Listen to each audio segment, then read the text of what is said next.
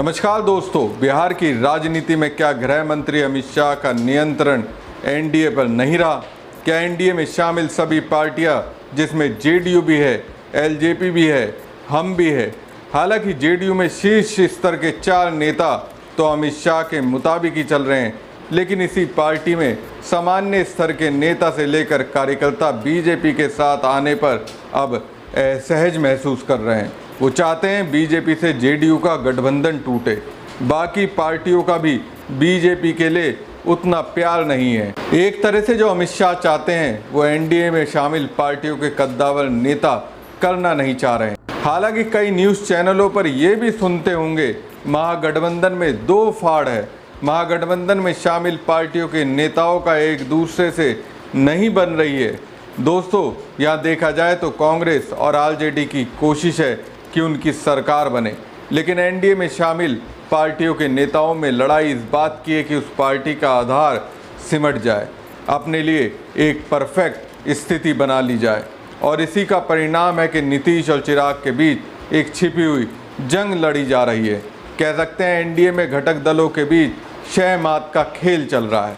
शायद यही वजह है कि एलजेपी रामविलास प्रमुख और केंद्रीय मंत्री चिराग पासवान की घेराबंदी के लिए मुख्यमंत्री नीतीश कुमार की जेडीयू के नेता पसीने बहा रहे हैं। कहा जा रहा है कि चिराग पासवान की पसंद वाली 9 सीटों पर पेच फंसाने की कोशिश चल रही है। इन 9 सीटों पर पिछले विधानसभा चुनाव में एलजेपी रामविलास के उम्मीदवार दूसरे स्थान पर रहे थे।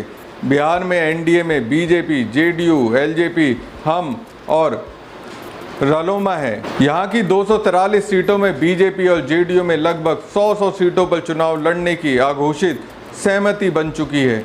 बची 43 सीटों में से ही एलजेपी, हम और रालोमा को मिलेगी। किसे कितने सीटें मिलेगी इसकी जानकारी आधिकारिक तौर पर घोषणा होने के बाद ही होगी। हालांकि सीटों को लेकर महत्वाकांक्षा के कारण इन दलों में उत्साह कम दिख रहा है। उसमें भी आपसी शहमात का खेल चल रहा है। दरअसल चिराग पासवान की पार्टी वर्ष 2020 के विधानसभा चुनाव में एनडीए से अलग होकर चुनाव लड़ी थी। चिराग पासवान ने बिहार में कुल 137 सीटों पर अपने उम्मीदवार उतारे थे। इसमें सिर्फ एक उम्मीदवार की जीत हुई थी, उसने भी बाद में पार्टी छोड़ दी थी। खास बात यह है कि 137 में से 9 विधानसभा सीटों पर एलजेपी रामविलास पासवान के उम्मीदवार दूसरे नंबर पर रहे थे। पार्टी सूत्रों को कहना है कि एनडीए के घटक होने के नाते चाहे एलजेपी रामविलास के खाते में जितनी भी सीटें आएँ वो अलग विषय है। फिलहाल चिराग पासवान उन 9 सीटों पर अपने उम्मीदवार जरूर उतारना चाहते हैं जहां उनकी पार्टी के उम्मीदवार 2020 में दूसरे नंबर पर रहे थे।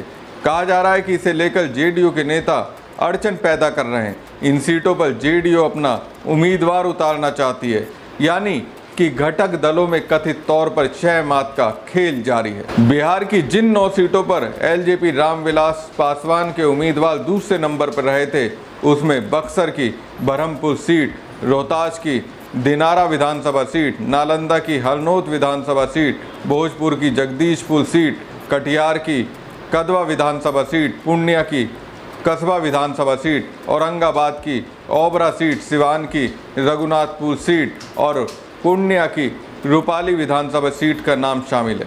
दोस्तों, इन 9 सीटों पर चिराग पासवान की पार्टी एलजेपी रामविलास दूसरे नंबर पर रही थी। अब चिराग को ये सीटें चाहिए। इन सीटों से वो अपने उम्मीदवार उतारना चाहते हैं। दोस्तों, इन्हीं 9 सीटों पर जेडीयू ने भी 2020 के विधानसभा चुनाव में अपने उम्मीदवार उतारे थे।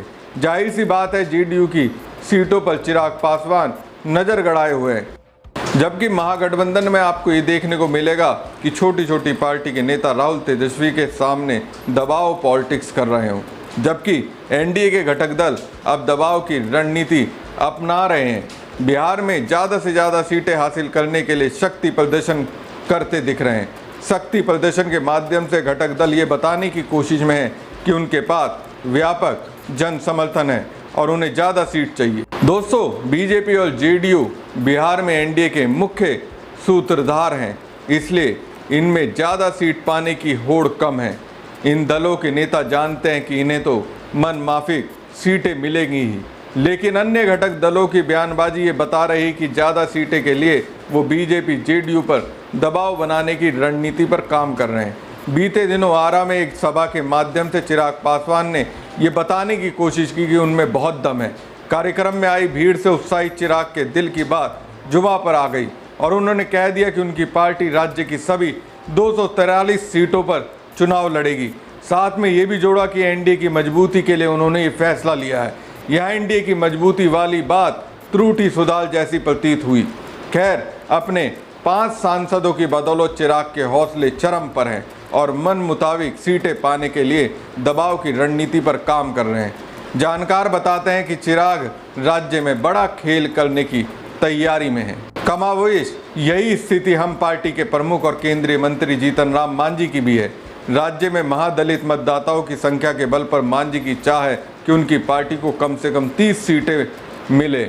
उन्होंने कई बार कहा कि महादलित बिरादरी के कल्याण के लिए विधानसभा में उनके 20 विधायक जरूरी हैं। 20 विधायक सदन में पहुंचे, इसके लिए 30 से 35 सीटों पर लड़ना होगा।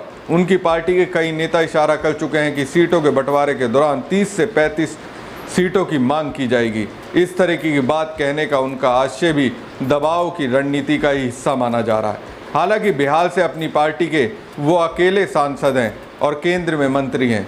उनके पुत्र संतोष सुमन बिहार सरकार में मंत्री हैं। अब बात रालोमा प्रमुख और राज्यसभा सांसद उपेंद्र कुशवाहा की। रालोमा एनडीए का घटक दल है, लेकिन ना तो उसके विधानसभा में कोई सदस्य हैं और ना ही लोकसभा में।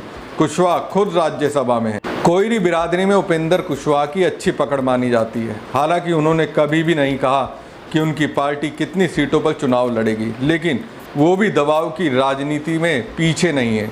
माना जा रहा है कि किसी खास रणनीति के तहत ही उन्होंने दिल्ली में राष्ट्रीय स्तर का कार्यक्रम किया और भारी संख्या में कलवार यानी जायसवाल बिरादरी के लोगों को रालोमा की सदस्यता दिलाई।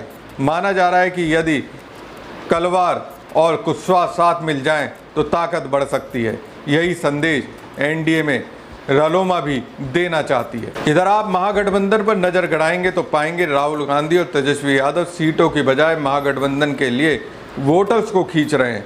कांग्रेस नेता राहुल गांधी बिहार यात्रा के रिकॉर्ड बना रहे हैं। चुनाव से पहले संभवतः किसी राज्य में राहुल की इतनी यात्राएं नहीं हुई होंगी। वो इस साल 5 बार बिहार की यात्रा कर चुके हैं। उनकी कम से कम 4 यात्राओं का मकसद दलित और पिछड़ों को के साथ संवाद रहा। हर यात्रा में वो कई कार्यक्रम कर रहे हैं। आज़ादी की लड़ाई के भूले बिसरे नायक जगनलाल चौधरी की जयंती में राहुल पहुंचे तो पहाड़ काटकर सड़क बनाने वाले माउंटेन मैन के नाम से मशहूर दशरथ मांझी के घर भी गए। अपनी एक यात्रा में वे अंबेडकर छात्रावास के छात्रों से मिलने गए थे। वो अपनी बिहार राजनीति से लालू प्रसाद यादव और तेजस्वी यादव दोनों की राजनीति को एक तरह से मजबूत कर रहे हैं। एनडीए में क्या हो रहा है? घटक दलों के नेता बीजेपी के चाणक्य अमित शाह की मुश्किलें बढ़ा रहे हैं। वो राहुल और तेजस्वी यादव की राजनीति का क्या तोड़ निकालेंगे, उसका सारा ध्यान तो अपने गठबंधन में शामिल पार्टियों के नेताओं की रणनीति पर है। हमारी खबर आपको कैसी लगी कमेंट बॉक्स में कमेंट करके जरूर बताएं। साथ ही पेज को ज़्यादा से ज़्यादा लाइक और शेयर कीजिएगा। धन्यवाद।